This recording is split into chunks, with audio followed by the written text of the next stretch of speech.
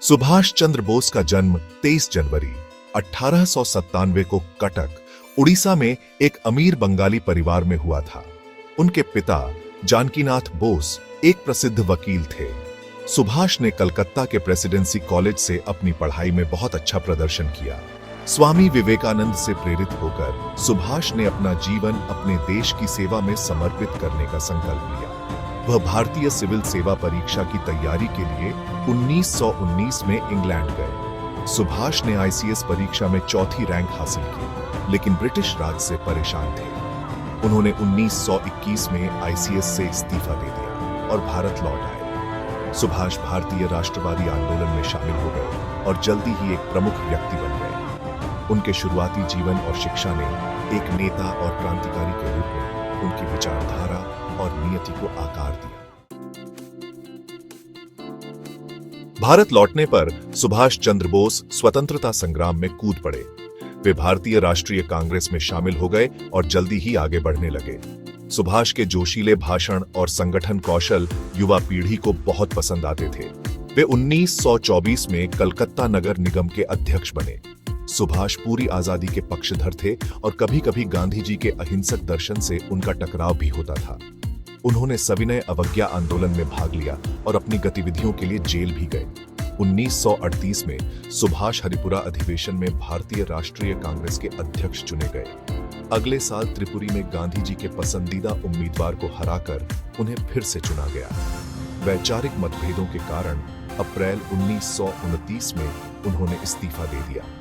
मतभेदों के बावजूद राष्ट्रवादी आंदोलन में सुभाष का योगदान बहुत महत्वपूर्ण था। 1929 में कांग्रेस अध्यक्ष पद से सुभाष के इस्तीफे ने एक महत्वपूर्ण मोड़ दिया। उनका मानना था कि पूर्ण स्वतंत्रता के लिए कांग्रेस की अहिंसक रणनीति पर्याप्त नहीं है। सुभाष ने मई 1929 में फॉरवर्ड ब्लॉक का गठन किया, जिसमें उन्होंने अधिक आक्रामक दृष्टिकोण की वकालत की। पार्टी ने किसानों, मजदूरों और छात्रों को ब्रिटिश शासन के खिलाफ लामबंद करने की कोशिश की। सुभाष की लोकप्रियता बढ़ी, खासकर युवाओं में। उन्होंने बहुत यात्राएं की, ऐसे भाषण दिए जिससे राष्ट्रवाद की भावना भड़क उठी। द्वितीय विश्व युद्ध के शुरू होने से ब्रिटिश कमजोरियों का फायदा उठाने के उनके विश्वास को और बल मिला। युद्ध पर सुभाष के रुख के कारण जुलाई 1940 में उन्हें गिरफ्तार कर लिया गया और जेल में डाल दिया गया। कलकत्ता में अंग्रेजों द्वारा कैद किए गए सुभाष चंद्र बोस जनवरी 1941 में एक साहसिक तरीके से भाग निकले। एक पठान के वेश में उन्होंने ब्रिटिश खुफिया एजेंसियों को चकमा देते हुए पूरे भारत की यात्रा की। उनका यह रास्ता उन्हें पेशावर से होते हुए अफगानिस्तान ले गया। वहां से वे सोवियत संघ की मदद लेने के लिए मास्को गए। जर्मनी और सोवियत संघ के बीच युद्ध छिड़ने के साथ ही सोवियत संघ के समर्थन की सुभाष की उम्मीदों पर पानी फिर गया। हताश न होते हुए उन्होंने जर्मनी का रास्ता बनाया और अप्रैल 1941 में बर्लिन पहुंचे। जर्मनी में सुभाष ने फ्री इंडिया सेंटर की स्थापना की और भारतीयों के लिए रेडियो प्रसारण शुरू किया। उन्होंने इंडियन लीजन का गठन किया, जिसमें युद्ध के भारतीय कैदी शामिल थे। 1943 में सुभाष ने इंडियन लीजन को फिर से संगठित करके आजाद हिंद फौज का गठन किया। आजाद हिंद फौज का गठन भारत के स्वतंत्रता संग्राम का एक महत्वपूर्ण मोड़ था। नेताजी के लापता होने से जुड़ा रहस्य दशकों से इतिहासकारों को उलझा रहा है। अगस्त 1945 में खबरें आईं कि सुभाष चंद्र बोस की ताइवान में एक विमान दुर्घटना में मृत्यु हो गई थी।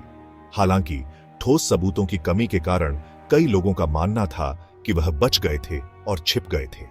कई तरह के सिद्धांत सामने आए, लेकिन कोई भी निश्चित रूप से उनके भाग्य का पता नहीं लगा सका।